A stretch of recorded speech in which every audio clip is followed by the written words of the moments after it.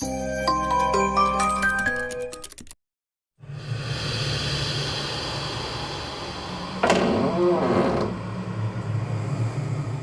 एक लंबी road trip पर निकला था। रात घिर आई थी और अब उसे किसी सुरक्षित जगह की तलाश थी जहां वह आराम कर सके। सड़क सुनसान थी, चारों ओर घना जंगल था और हवा में अजीब सी नमी थी। तभी उसकी नजर सड़क किनारे लगे एक पुराने जर्जर साइन बोर्ड पर पड़ी। शैडो इन होटल 2 किलोमीटर आगे। अर्जुन ने सोचा, चलो एक रात के लिए यहाँ रुक लिया जाए। उसने गाड़ी घुमाई और होटल की ओर बढ़ गया। होटल एक ऊंची पहाड़ी पर स्थित था। जैसे जैसे अर्जुन ऊपर चढ़ता गया, जंगल और घना होता गया। पेड़ों की टहनियां अजीब तरीके से हिल रही थी, जैसे किसी ने उन्हें छू दिया हो। जब वह होटल के गेट पर पहुंचा तो एक पल के लिए उसका दिल धड़कना भूल गया। होटल विशाल था लेकिन सुनसान। कोई दूसरी गाड़ी नहीं थी, न ही कोई मेहमान। बस गेट पर लगी एक पुरानी लालटेन हल्की हल्की टिमटिमा रही थी।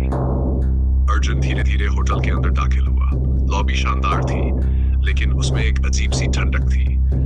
डेस्क के पीछे एक बूढ़ा व्यक्ति बैठा था। उसकी आंखें असामान्य रूप से धंसी हुई थी और होंठों पर अजीब मुस्कान थी। अर्जुन ने कहा, नमस्ते, क्या यहाँ एक कमरा उपलब्ध है? बूढ़े व्यक्ति ने बहुत धीमी ठंडी आवाज में कहा, हाँ, लेकिन रात में कमरे से बाहर मत निकलना। अर्जुन को यह सुनकर हल्की घबराहट हुई लेकिन उसने इसे नजरअंदाज कर दिया। रात के बीच अर्जुन की नींद खुली। कमरे में खूब अंधेरा था लेकिन दरवाजे के नीचे से हल्की लाल रोशनी झनकर आ रही थी। धीरे धीरे दरवाजा खुद ब खुद खुलने लगा। अर्जुन की सांसें तेज हो गई। दरवाजे के बाहर वही बूढ़ा आदमी खड़ा था लेकिन अब वह पहले जैसा नहीं था।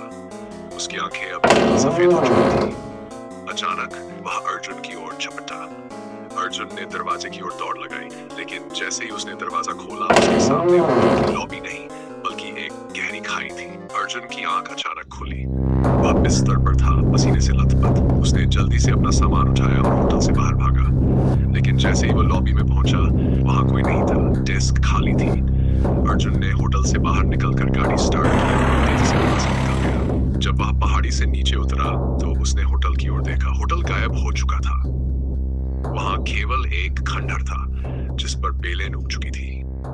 अर्जुन तो बच गया लेकिन क्या कोई और बच पाएगा इस हॉन्टेड होटल से?